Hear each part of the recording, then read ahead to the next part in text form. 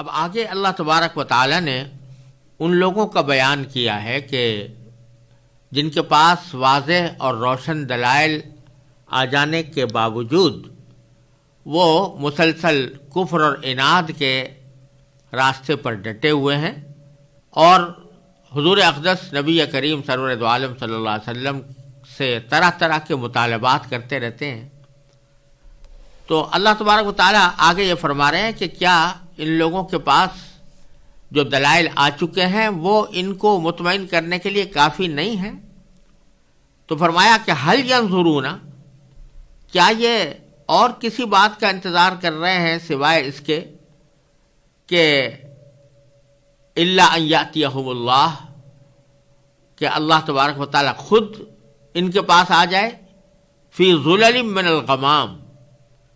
بادل کے سائبانوں میں، والملائکہ، اور فرشتے بھی آ جائیں. یعنی سارے معجزات تو تمہارے سامنے آ چکے. نبی کریم سرور دو عالم صلی اللہ علیہ وسلم کی سچائی اور حقانیت پر ناقابل انکار دلائل قائم ہو چکے. یہ قرآن کریم بذات خود ایک معجزہ ہے، اور خود نبی کریم سرور دو عالم صلی اللہ علیہ وسلم کی ذات اقدس کے ذریعے اللہ تبارک و تعالی نے بہت سے معجزات دکھا دیے. تو اب کیا تمہیں بس اسی کا انتظار ہے کہ اللہ میاں خود تمہارے سامنے آ جائیں اور بادل کے سائبانوں میں سے اللہ تبارک و تعالی نظر آنے لگے اور فرشتے نظر آنے لگے؟ تو اللہ تبارک و تعالی اس جملے کو ارشاد فرما کر اس حقیقت کی نشاندہی فرما رہے ہیں کہ ایمان تو وہ معتبر ہوتا ہے کہ جو ایمان بالغیب ہو، اور اسی ایمان بالغیب کی قیمت ہے کہ آدمی اپنی عقل کو استعمال کر کے، اپنی سمجھ کو استعمال کر کے اللہ تبارک و تعالیٰ پر اور اللہ کے بھیجے ہوئے پیغمبروں پر اور ان کی کتابوں پر ایمان لائے. لیکن اگر اللہ تعالیٰ کو آنکھوں سے دیکھ لیا یا اس کے فرشتوں کو آنکھوں سے دیکھ لیا تو آنکھوں سے دیکھنے کے بعد تو پھر کوئی قیمت ایمان کی اسے نہیں رہ جاتی کہ وہ ایمان بالمشاہدہ ہو گیا، ایمان بالغیب نہ رہا. تو یہ ساری دنیا تو در حقیقت جس امتحان اور آزمائش کے لیے بنائی گئی ہے وہ اسی آزمائش کے لیے ہے کہ انسان کو اللہ تعالیٰ نے جو سمجھ عطا فرمائی ہے اس سمجھ کو کام میں لا کر وہ اللہ تعالیٰ پر اور اللہ کی توحید پر ایمان لائے. اگر آدمی اللہ تبارک و تعالیٰ کا مشاہدہ کر لے، اللہ تعالیٰ کے فرشتوں کا مشاہدہ کر لے آنکھوں سے، تو پھر وہ امتحان تو کچھ نہ ہوا. یہی وجہ ہے کہ ایمان معتبر ہے اس وقت تک جب تک کہ موت کے مناظر سامنے نہ آ جائے، یعنی انسان کی روح قبض نہ ہو جائے، اس وقت تک معتبر ہے. لیکن جب نزع کی کیفیت طاری ہو گئی اور موت کے مناظر سامنے آنے لگے، اس وقت تو برزخ کے عالم کے مناظر انسان کے سامنے مشاہدے میں آ جاتے ہیں، اس وقت کا ایمان کوئی معتبر نہیں ہوتا. چنانچہ فرعون بھی اس وقت ایمان لے آیا تھا جب غرق ہونے لگا اور منظر سامنے آ گئے، تو اس وقت میں اس نے کہا تھا کہ میں ایمان لے آتا ہوں. لیکن اللہ تعالیٰ نے فرمایا آل آنا، کیا اب ایمان لاتے ہو جبکہ اس سے پہلے تم مسلسل نافرمانی اختیار کرتے رہے؟ تو اللہ تبارک و تعالیٰ فرما رہے ہیں کہ جب تمہارے سامنے سارے معجزات، سارے دلائل آ چکے ہیں تو اب تمہیں انتظار اس کے سوا اور کیا ہو سکتا ہے کہ اللہ تعالیٰ خود آئے تمہارے سامنے یا اس کے فرشتے تمہارے سامنے آئے. اور اگر بالفرض ایسا ہو تو وقضی الامر، تو پھر تو سارا معاملہ چکا ہی دیا جائے گا. یعنی یہ اللہ تعالیٰ کی سنت ہے کہ جب اللہ تبارک و تعالیٰ اس غیب کے معاملات کو آنکھوں سے دکھا دیتے ہیں تو پھر اس کے بعد پھر ایمان معتبر نہیں ہوتا، اور اس کے بعد پھر سارا معاملہ چکا دیا جاتا ہے. چنانچہ جو پچھلی امتیں گزری ہیں، انبیاء کرام ان کو عذاب سے ڈراتے رہے، اللہ تعالیٰ کا عذاب آ جائے گا، مان لو، حق راستے کے اوپر آ جاؤ. مگر وہ جب مان کر نہ دیے اور عذاب آنکھوں کے سامنے آ گیا تو اس کے نتیجے میں ان کو ہلاک ہی ہونا پڑا، پھر ان کا ایمان معتبر نہیں ہو سکتا. تو یہاں پر بھی اللہ تعالیٰ فرما رہے ہیں کہ اگر بالفرض اللہ تبارک و تعالیٰ اپنی قدرت سے اپنا دیدار بھی کرا دے اور فرشتوں کو تمہارے سامنے بھیج کر ان کو تم اچھی طرح آنکھوں سے دیکھ لو، تب بھی اس کا نتیجہ یہ ہوگا کہ قضیہ سارا معاملہ چکا دیا جائے گا، پھر تمہارے پاس ایمان لانے کی کوئی گنجائش باقی نہ رہے گی. پھر تو ایک ہی راستہ ہوگا کہ تمہیں ہلاک کر دیا جائے. وَإِلَى اللَّهِ تُرْجَعُ الْأُمُورُ، اور اللہ ہی کی طرف تمام معاملات لوٹ کر رہیں گے. یعنی اب اگر تم اس وقت ایمان نہیں لا رہے اور اگر اس پر تمہیں فوری طور سے کسی سزا کا سامنا نہیں کرنا پڑ رہا تو آخر کار تو معاملات اللہ تعالیٰ کے پاس ہی جائیں گے اور وہی ان کا فیصلہ کرے گا. اور آگے پھر خاص طور پر اللہ تبارک و تعالیٰ نے یہ فرما دیا کہ اگر تمہیں یقین نہ ہو تو بنی اسرائیل سے پوچھ لو. عام طور سے منافقین جن کا ذکر پیچھے آیا تھا وہ بنی اسرائیل ہی سے تعلق رکھتے تھے، تو ان کے ساتھ ان کا اٹھنا بیٹھنا بھی تھا. لہذا آگے فرمایا کہ سل بنی اسرائیل، بنی اسرائیل کے لوگوں سے پوچھو، کم آتیناہم من آیۃ بینہ، کہ ہم نے ان کو کتنی واضح اور کھلی ہوئی نشانیاں دی تھیں، یعنی کھلے کھلے معجزات ان کے سامنے آئے تھے. حضرت موسیٰ علیہ السلام عصا کا معجزہ لے کر آئے، وہ عصا سانپ بن جاتا تھا. پھر حضرت موسیٰ علیہ السلام ہی کے عصا کے ذریعے اللہ تعالیٰ نے 12 چشمے پھوٹ کر دکھائے گئے، اور پھر نہ جانے کتنے معجزات حضرت موسیٰ علیہ السلام کے ذریعے اللہ تعالیٰ نے ظاہر فرمائے. اور اسی طرح پھر بعد میں حضرت عیسیٰ علیہ السلام کو بہت سے معجزات عطا فرمائے. کتنی دلیلیں واضح اور کتنے واضح معجزے ان کو عطا فرمائے تھے. لیکن ہوا کیا کہ جن لوگوں نے ان نشانیوں کے مشاہدے کے باوجود اپنے جھٹلانے کی روش جاری رکھی اور کفر پر ہی ڈٹے رہے، تو اس کا نتیجہ کیا ہوا کہ آخر کار اللہ تعالیٰ نے ان کو اپنے عذاب میں پکڑ لیا. اسی کو اللہ تعالیٰ فرماتے ہیں آگے، وَمَن يُبَدِّلْ نِعْمَتَ اللَّهِ مِن بَعْدِ مَا جَاءَتْهُ فَإِنَّ اللَّهَ شَدِيدُ الْعِقَابِ. وَمَن يُبَدِّلْ نِعْمَتَ اللَّهِ، جو شخص اللہ کی نعمت کو تبدیل کرے، مِن بَعْدِ مَا جَاءَتْهُ، اس کے بعد کہ وہ نعمت اس شخص کے پاس آ چکی ہو. اس نعمت سے مراد وہی دلائل ہیں، حق کے روشن دلائل جن کا ذکر پیچھے آیا تھا، کہ یہ اللہ تعالیٰ کی نعمت ہے کہ تمہیں وہ دلائل تمہارے اوپر واضح کر دیتے ہیں، تمہارے سامنے روشن دلائل آ جاتے ہیں. تو اس نعمت کا تقاضا تو یہ ہے کہ ان دلائل کے آنے کے بعد حق کو تسلیم کر لو. لیکن اگر ان دلائل کے آنے کے بعد اس کو تسلیم کرنے کے بجائے تم جھٹلانے ہی کی روش پر قائم رہتے ہو تو یہ اللہ کی نعمت کو بدلنا ہے. تو جو شخص کے اللہ کی نعمت کو تبدیل کرے تو اسے یاد رکھنا چاہیے کہ ان اللہ شدید العقاب، اللہ تعالیٰ کا عذاب بڑا سخت ہے. پھر آگے اللہ تبارک و تعالیٰ فرماتے ہیں کہ زُیِّنَ لِلَّذِينَ كَفَرُوا الْحَيَاةُ الدُّنْيَا، یہ لوگ جو اپنے کفر میں مست ہیں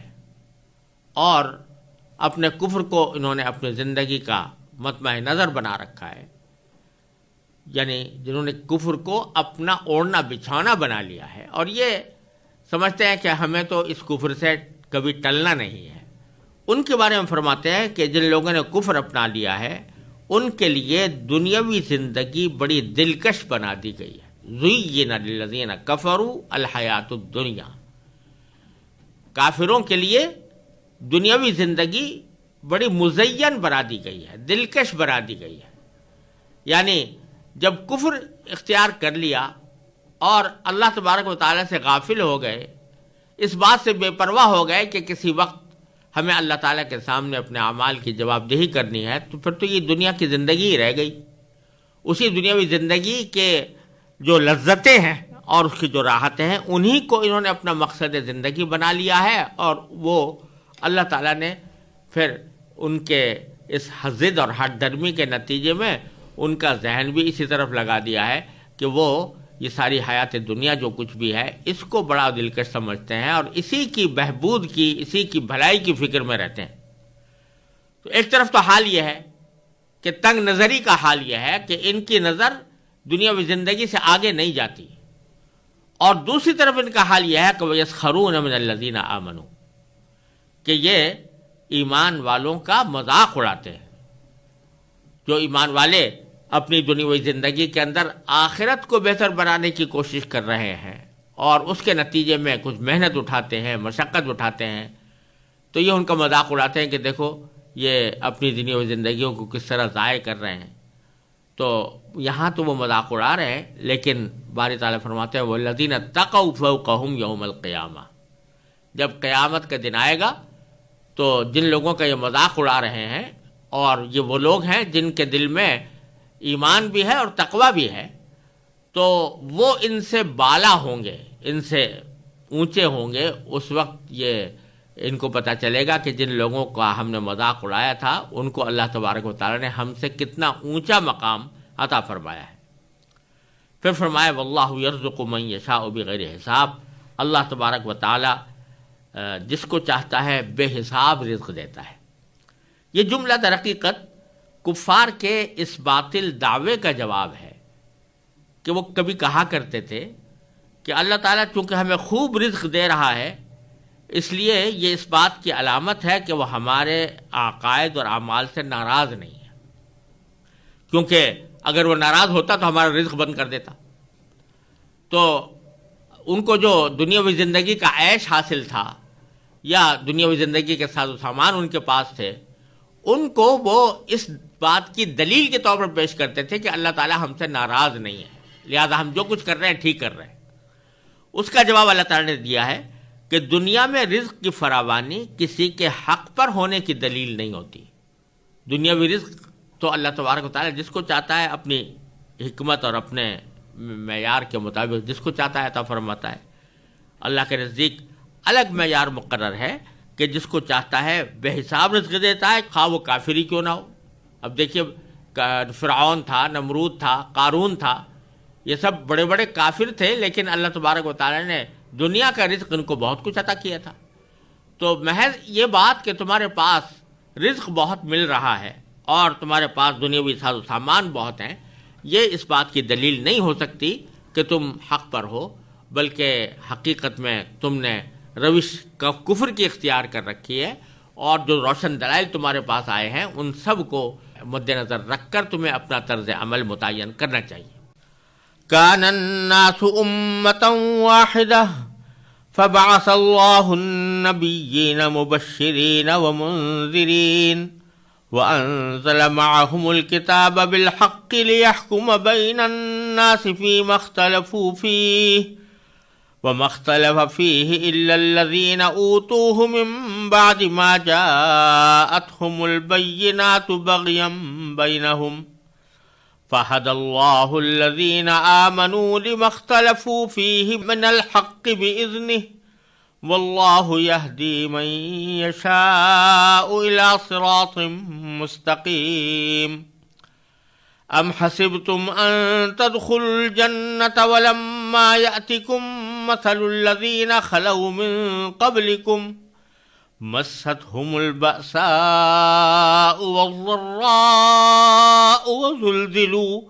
وزلزلوا حتى يقول الرسول والذين آمنوا معه متى نصر الله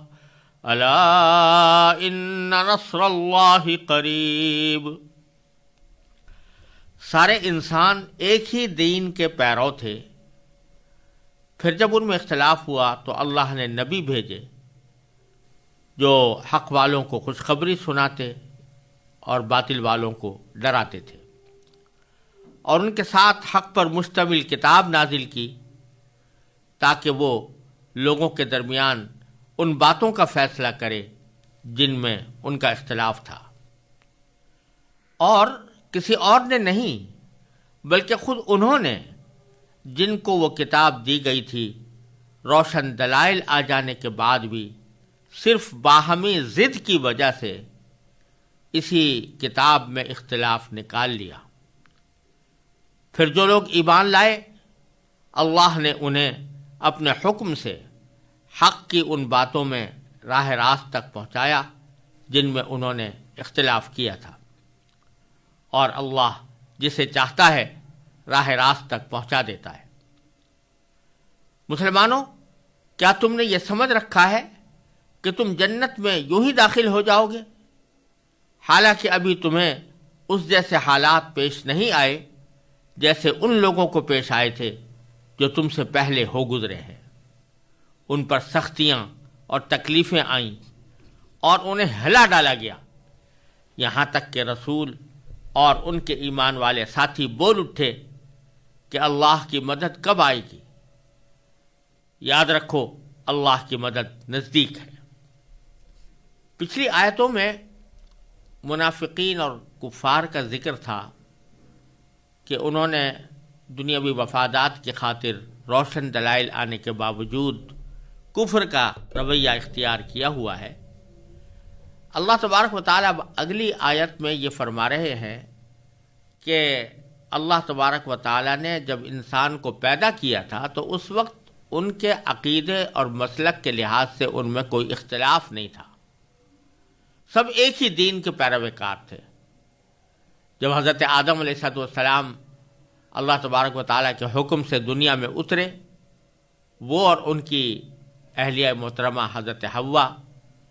جب وہ دنیا میں آئے اور ان کی اولاد پیدا ہوئی تو ان سب کا عقیدہ ایک تھا۔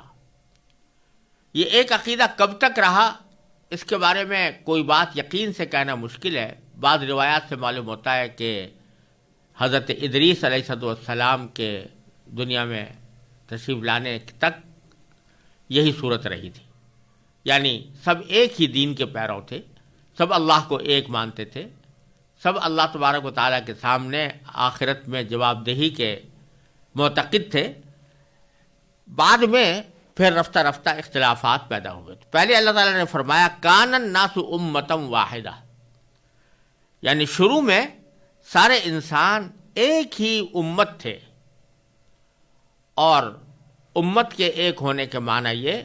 کہ سب کا دین ایک تھا۔ امت کا لفظ اگرچہ عربی زبان میں امہ کا لفظ کسی بھی جماعت کے مجموعے کے اوپر دلالت کرتا ہے، لغوی اعتبار سے کسی بھی گروہ کو امہ کہا جا سکتا ہے، لیکن یہاں پر اللہ تبارک و تعالیٰ نے جس معنی میں اس کو استعمال کیا ہے اس کا مطلب یہ کہ ایک ایسی قوم یا ایسی ملت یا ایسا گروہ جو عقیدے کے اعتبار سے ایک دوسرے کے ساتھ وحدت رکھتا ہو۔ تو کان الناس امۃ واحدہ کے معنی یہ ہوئے کہ سب لوگ ایک امت تھے، یعنی سب لوگوں کا دین ایک تھا،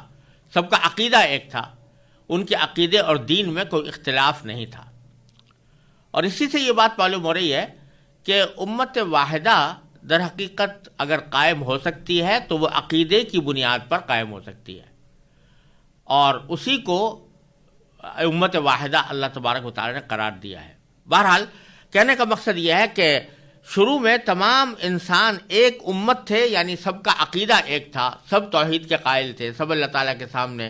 جواب دہی کے قائل تھے۔ پھر آگے فرماتے ہیں باری تعالیٰ فبعث اللہ النبیین، پھر اللہ نے انبیاء کرام کو بھیجا۔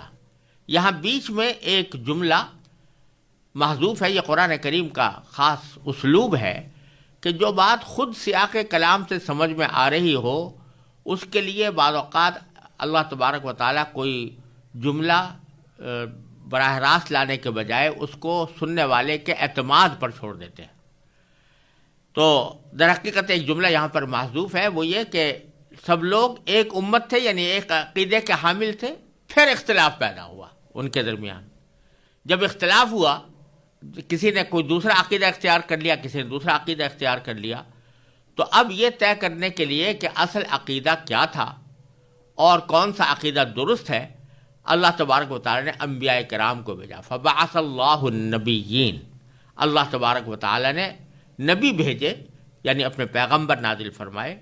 مبشرین، جو ایک طرف خوشخبری سنانے والے تھے، یعنی ان لوگوں کو جو صحیح عقیدے کی پیروی کریں اور صحیح اعمال اختیار کریں ان کو جنت کی خوشخبری سنانے والے تھے، وہ منذرین، اور دوسرے ان لوگوں کو آگاہ کرنے والے اور ڈرانے والے تھے جنہوں نے غلط عقیدہ اور غلط روش اختیار کی ہو۔ وَأَنزَلَ مَعَهُمُ الْكِتَابَ بِالْحَقِّ، اور اللہ تعالیٰ نے ان کے ساتھ کتاب بھیجی حق کے ساتھ، یعنی جو ایسی کتاب جو حق پر مشتمل تھی، آسمانی کتاب، کیونکہ انسانوں کے درمیان تو آپس میں اختلاف ہو رہا تھا، وہ اپنی رائے اور اپنی عقل کے ذریعے مختلف راہیں اختیار کیے ہوئے تھے اور کوئی دوسرے کی بات ماننے کو تیار نہیں تھا، تو اس کا فیصلہ اسی طرح ہو سکتا تھا کہ اللہ تبارک و تعالیٰ اپنی طرف سے کوئی کتاب نازل فرمائیں اور کوئی پیغمبر بھیجیں جو ان کو بتائے کہ صحیح راستہ کیا ہے۔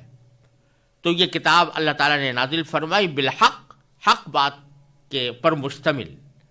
لیحکم بین الناس، تاکہ وہ فیصلہ کر دے لوگوں کے درمیان، فی مختلفوا فیہ،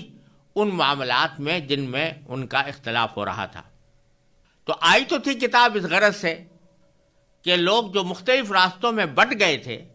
اور مختلف عقیدے انہوں نے اختیار کر لیے تھے، ان کے درمیان حق بات کا فیصلہ کریں۔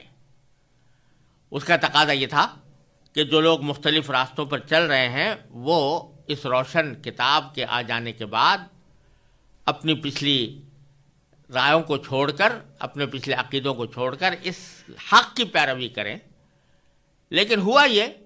کہ اس کتاب کے آ جانے کے بعد بھی بجائے اس کے کہ لوگ اس کی پیروی کرتے، انہوں نے اس کتاب ہی سے اختلاف کرنا شروع کر دیا اور کہنا شروع کر دیا کہ ہم اس کتاب کو نہیں مانتے یا اس کتاب کی فلاں بات کو نہیں مانتے۔ تو آگے اللہ تعالیٰ فرماتے ہیں وَمَا اخْتَلَفَ فِيهِ إِلَّا الَّذِينَ أُوتُوهُ مِن بَعْدِ مَا جَاءَتْهُمُ الْبَيِّنَاتُ۔ یہ ایک طرح سے ایک گویا افسوس کا سا کلمہ ہے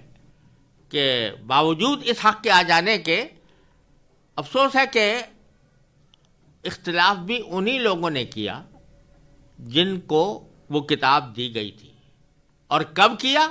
من بعد ما جاءتهم البینات، جبکہ ان کے پاس روشن دلائل آ چکے تھے، اس کتاب کی حقانیت کے دلائل آ چکے تھے، نبی کی سچائی کے دلائل آ چکے تھے، مختلف معجزات انہوں نے آنکھوں سے دیکھ لیے تھے۔ اس کے باوجود وہ اختلاف کے راستے پر گامزن رہے۔ کیوں رہے؟ بغیم بینہم، آپس کی ضد کی وجہ سے۔ یعنی بات یہ نہیں تھی کہ حق ان پر واضح نہیں ہوا تھا، حق واضح ہو چکا تھا، لیکن چونکہ انہوں نے اپنے عقیدے کو، اپنے مسلک کو، اپنے طریقہ کار کو اپنی انا کا مسئلہ بنا لیا تھا، لہٰذا اب اگر حق کی بات ان کو کوئی کہی جاتی تو ان کو اپنی ہیٹی محسوس ہوتی تھی، اپنی کمزوری محسوس ہوتی تھی کہ ہم اپنی پچھلی بات سے واپس آئیں۔ لہٰذا وہ ضد کی وجہ سے، آپس کی زدہ زدی کی وجہ سے وہ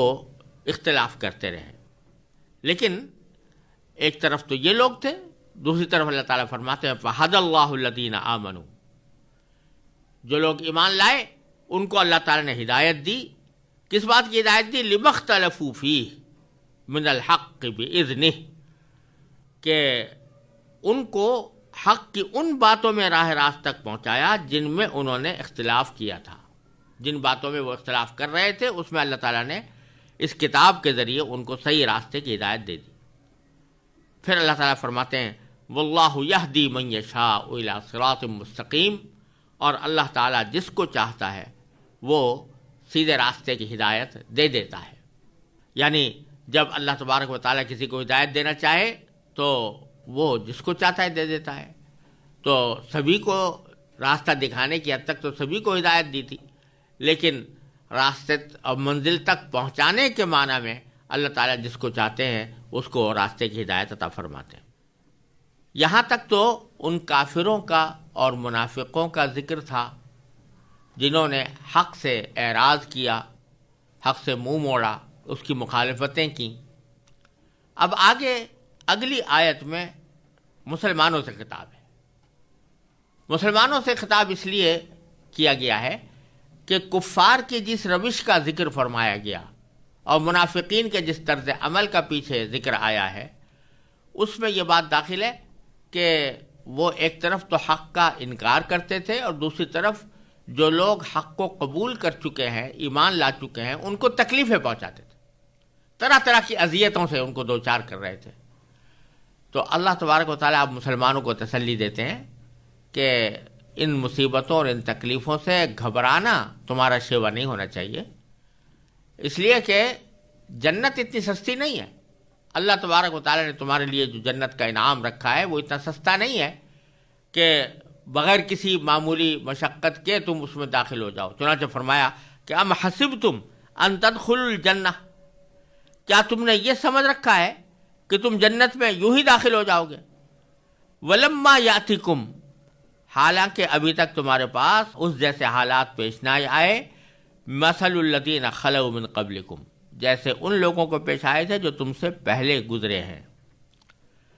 کیا ہوا تھا ان کے ساتھ؟ مستہم البأساء والضراء، ان پر سختیاں اور تکلیفیں آئیں۔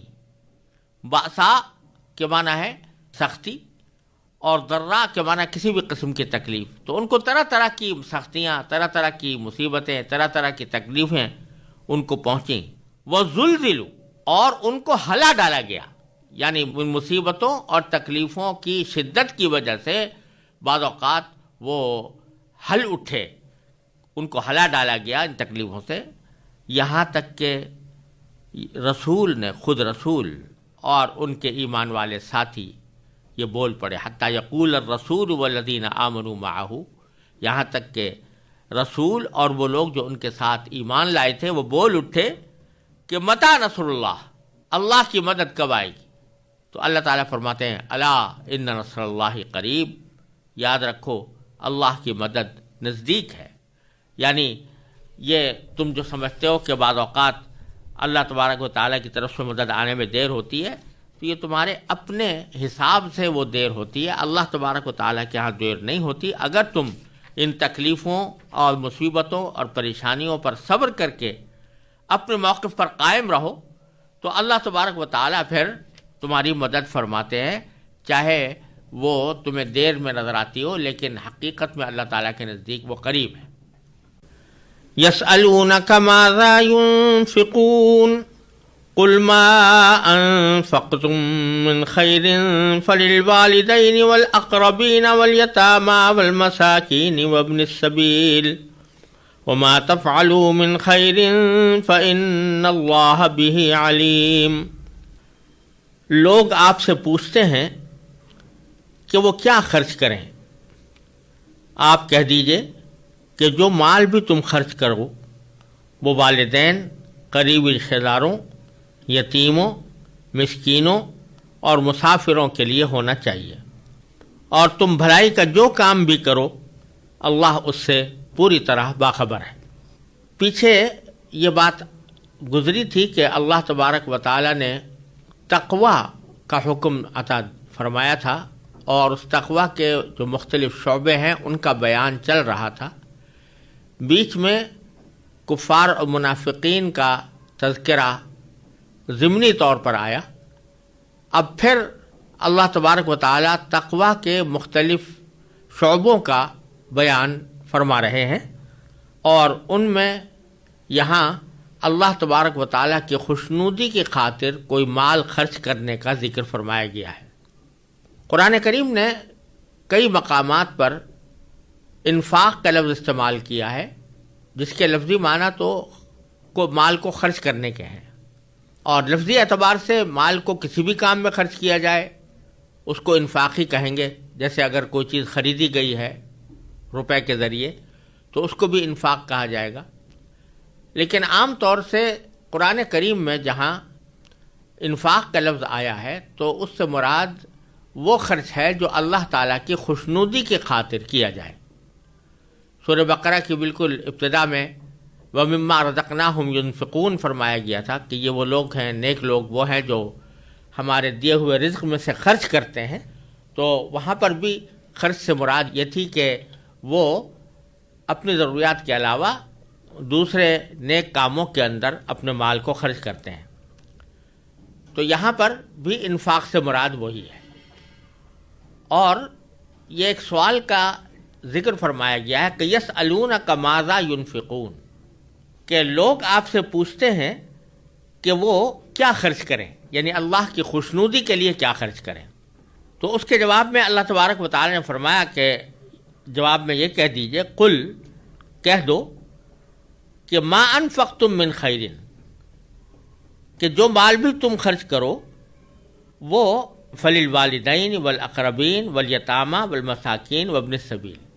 ان مصارف پر خرچ ہونا چاہیے کہ والدین کی خدمت میں خرچ کیا جائے، قریب رشتہ داروں کی خدمت میں، یتیموں کی خدمت میں، اور مسکین لوگ جو نادار ہیں ان کی مدد کے لیے، اور مسافروں کی مدد کے لیے خرچ کرنا چاہیے. اور ساتھ ہی پر یہ بھی فرمایا کہ وما تفعلوا من خیر فإن اللہ بہ علیم، کہ تم بھلائی کا جو کام بھی کرو